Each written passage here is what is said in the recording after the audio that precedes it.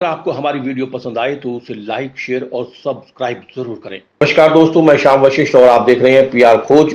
ब्रह्मसरोवर के तटों पर लगा लोक कलाकारों का जमावड़ा बीन की लहरी भी आकर्षित कर रहा है। सरोवर की लहरों कोडोट कच्ची घोड़ी के कलाकारों का नृत्य और स्टीक वॉकर बने बच्चों के आकर्षण का केंद्र। वाद्य यंत्रों की स्वर लहरियों और भारत के पारंपरिक लोक संगीत ने बांधा समा।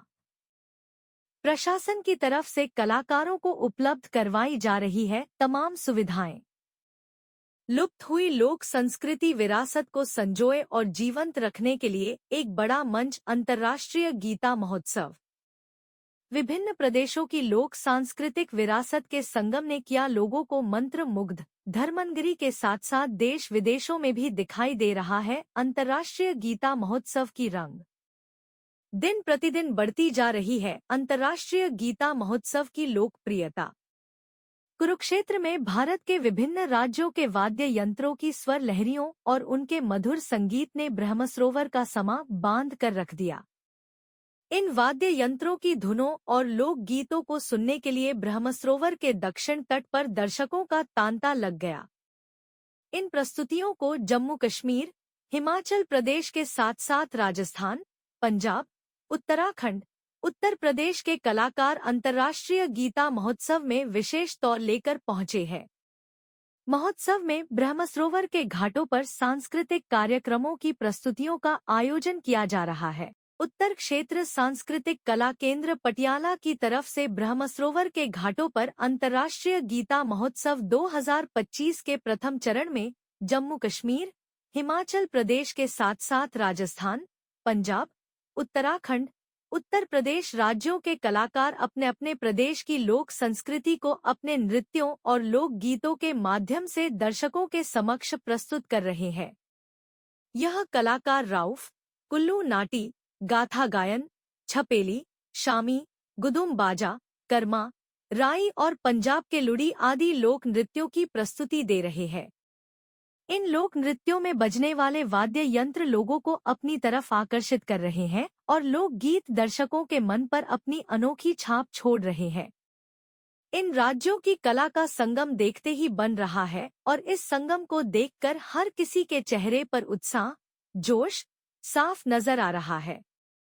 अंतर्राष्ट्रीय गीता महोत्सव में स्टीक वॉकर अपने पैरों के नीचे बांस बांधकर अपनी हाइट को लंबा कर लेते हैं और इसके बाद पूरे मेले का भ्रमण करते हैं।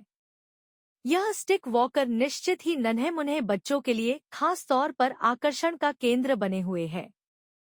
कई मर्तबा तो स्टीक वॉकर बच्चों को अपने हाथों में भी उठा लेते हैं।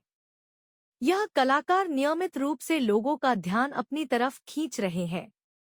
अंतर्राष्ट्रीय गीता महोत्सव में हर वर्ष कच्ची घोड़ी के कलाकार पहुंचते हैं। यह कलाकार राजस्थान से संबंधित है और इस बार भी कच्ची घोड़ी का ग्रुप यहां पहुंचा है। इस ग्रुप के कलाकार लगातार राजस्थान की परंपरा अनुसार कच्ची घोड़ी का नृत्य कर रहे हैं। यह नृत्य लोगों को खूब भा रहा है। जब कच्ची घोड़ी के कलाकार शिल्प और सरस मेले में अपने नृत्य शुरू करते हैं तो युवाओं का हुजूम एकत्रित हो जाता है। अंतर्राष्ट्रीय गीता महोत्सव विलुप्त हुई लोक संस्कृति विरासत को संजोए और जीवंत रखने के लिए एक बड़ा मंच है। इतना ही नहीं, देश प्रदेश से आए हुए लोक कलाकार अपने अपने राज्यों की लोक संस्कृति से पर्यटकों को मंत्रमुग्ध करने का काम कर रहे हैं। इतना ही नहीं, सिर पर पगड़ी, हाथ में बीन और ढोल की थाप के साथ जब ब्रह्मसरोवर के पावन तट पर बीन का लहर बजता है तब सरोवर की लहरें भी अपने आप आकर्षित होती नजर आ रही है। इस अद्भुत कला के आगे सरोवर सराबोर होकर अपने आप को इस लहरा के आगे समर्पित कर रहा है। ब्रह्मसरोवर के तट पर जहां भी पर्यटक इन लोक कलाकारों की धुन को सुनते हैं तब उनके पैर अपने आप थिरकने पर मजबूर हो जाते हैं। इन लोक कलाओं ने इस महोत्सव में एक अलग पहचान बनाने का काम किया है।